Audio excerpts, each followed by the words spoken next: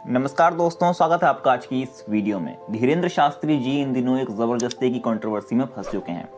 अभी रामचरितमानस पर चल रही कंट्रोवर्सीज अपनी पीक पर पहुंची भी नहीं थी कि अब एक राम भक्त हनुमान के भक्त पर भी कंट्रोवर्सी शुरू हो चुकी है। ये यूं कहें कि कंट्रोवर्सीज के चूल्हे पर टीआरपी की रोटियां सेकने लगी हैं। रामचरितमानस पर बहस छिड़ गई, धीरेंद्र शास्त्री जी पर बहस छिड़ गई, और भाई क्यों ना छिड़ती। आखिर सारे न्यूज़ चैनल सेक्युलर हैं, निडर हैं, देशभक्त हैं, तो इन सब पे तो बहस छिड़नी ही थी। लेकिन मेरा एक सवाल है कि अभी कुछ महीने पहले जब एक महिला ने आक्रोशित होकर दूसरे धर्म की पुस्तक पर कुछ टिप्पणी दे दी थी, तब ये चौपालें क्यों नहीं सजी थी भाई? निडरता, सेक्युलरिज्म और देशभक्ति क्या उसकी इजाज़त नहीं देती थी?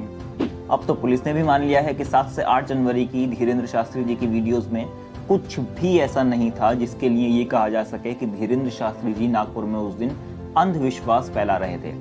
अब अगर आप इस वीडियो को किसी पूर्वाग्रह से ग्रसित होकर देख रहे हों तो ना देखें, और अगर आप कंट्रोवर्सीज और प्रोपेगेंडा को समझने के लिए इस वीडियो को देख रहे हों तो पूरा देखें।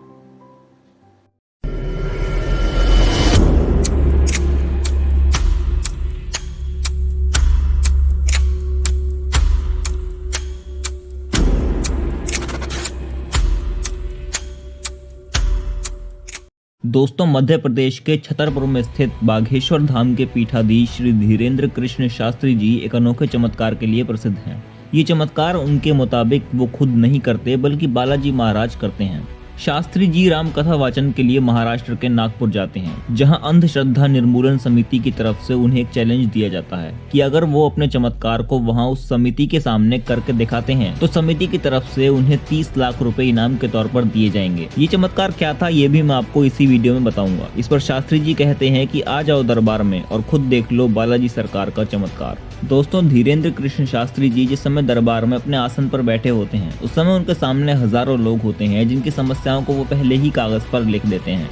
शास्त्री जी का कहना है कि ये चमत्कार ईश्वरीय शक्तियां करती हैं और लोगों का ये कहना है कि बागेश्वर धाम में उन्हें यथासंभव समाधान या निदान मिलता है। जब शास्त्री जी को चुनौती दी जाती है उसके बाद शुरू होती है एक दूसरी कहानी। सनातन धर्म की ईश्वरीय शक्तियों की तुलना माइंड रीडिंग और मेंटलिज्म जैसी चीजों से शुरू हो जाती है। हिंदू धर्म के संतों, भक्तों और महात्माओं का सामना जादूगरों, माइंड रीडर्स और मेंटलिस्ट से कराने की बात शुरू हो जाती है। जहाँ दूसरे धर्मों में आस्था में तर्क नहीं देखते का नियम चलता है, वहीं हिंदू धर्म के लिए तर्क सिद्ध करो फिर आस्था देखेंगे का नियम चलता है। अलग अलग चैनल्स पर डिबेट्स चल पड़ती हैं कि चमत्कार कैसा, क्यों इत्यादि। हालांकि शास्त्री जी ये कहते रहे कि मैं चमत्कार नहीं करता, मेरे इष्ट करते हैं। जब ये कंट्रोवर्सीज शुरू होती हैं तो शास्त्री जी का इंटरव्यू कई चैनल्स के माध्यम से लिया जाता है और इन एक के बाद एक हुए इंटरव्यूज में शास्त्री जी ने सभी रिपोर्टर्स को उनके सवालों के जवाब दे दिए। जब किसी के पास कुछ कहने के लिए नहीं बचा तो अगले दिन शुरू हो गया वही जो होता है कि सवाल पूछो, जवाब देने का मौका मत दो। उनकी सिद्धियों की तुलना मेंटलिज्म से की गई, उनकी संपत्ति पर प्रश्न चिन्ह लगाए गए। संपत्ति के विषय में पूछा गया कि ये संपत्ति कहाँ से आती है और कहाँ जाती है, स्वामी जी ऐसे शब्द क्यों बोलते हैं, स्वामी जी को गुस्सा क्यों आया, जैसे सवाल पूछे गए। दोस्तों, सवाल पूछना गलत नहीं है, लेकिन किसी को गलत साबित करने के लिए उसकी अनुपस्थिति में ये सवाल पूछना ये गलत है। जिस चैनल से ये सवाल पूछे गए या यूं कहें कि शास्त्री जी को गलत साबित करने की मुहिम चलाई जा रही थी, उस चैनल ने इनडायरेक्टली शास्त्री जी को पाखंडी भी कह दिया, ये कहकर कि पाखंड तो इसको नहीं कहना चाहिए पर धीरेंद्र शास्त्री के पास शक्तियां नहीं हैं, ये सब ट्रिक्स हैं। अब आप ही बताइए कि ये सब सही है?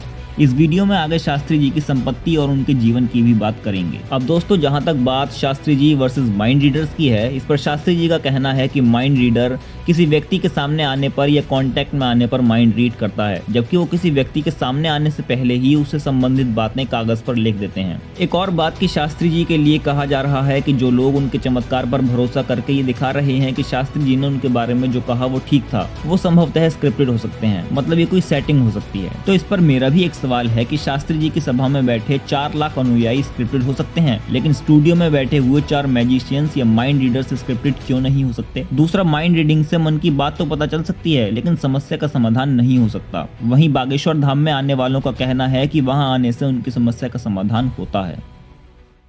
धीरेंद्र शास्त्री जी और उनके गांव के लोगों से ये पता चलता है कि उनका जीवन बहुत ही निर्धनता में व्यतीत हुआ। कभी कभी 3-3 4-4 दिन तक भी खाना नहीं मिल पाता था और गरीब आदमी को कोई उधार भी कम ही देता है, इसलिए भिक्षा भी उनको मांगनी पड़ जाती थी। भूख क्या होती है ये धीरेंद्र शास्त्री जी को अच्छी तरह पता था, इसलिए बागेश्वर धाम में अन्नपूर्णा भंडारा चलता रहता है ताकि कोई भूखा ना रह सके। शास्त्री जी के घर में अंधेरा रहता था, बरसात में छत टपकती थी और फर्श कच्चा था।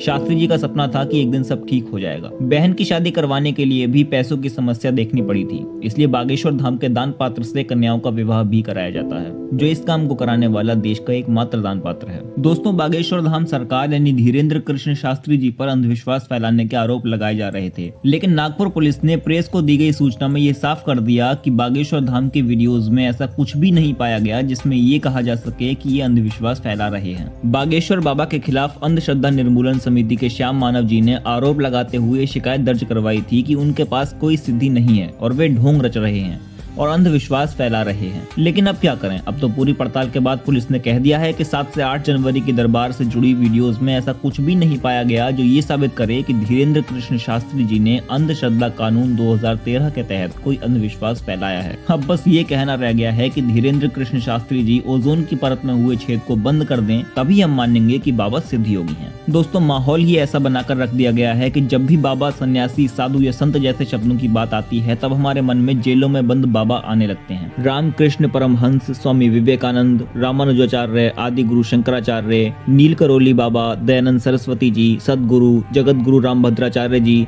इन जगत प्रसिद्ध सिद्ध लोगों का विचार तो हमारे मन में आता ही नहीं। अब मेरा एक सवाल और है कि जिस तरह शास्त्री जी सिद्ध पुरुष नहीं, वो बस अपनी कला से अंधविश्वास फैला रहे हैं, ये अवधारणा ब्रेकिंग न्यूज बन गई थी, वैसे ही नागपुर पुलिस की शास्त्री जी को क्लीन चिट देने वाली बात कब सुर्खियों में आएगी। और रही बात चमत्कार की, तो किस धर्म में चमत्कार नहीं है? क्या संत की उपाधि दिए जाने के लिए मदर टेरेसा ने 2 चमत्कार नहीं किए थे? क्या स्वामी विवेकानंद चमत्कारी महापुरुष नहीं थे? आदि शंकराचार्य जी क्या वो चमत्कारी व्यक्ति नहीं थे? इन महापुरुषों के द्वारा किए गए चमत्कारों पर भी किसी वीडियो में बात जरूर करेंगे। आज की वीडियो में बस इतना ही, मिलते हैं अगली वीडियो में।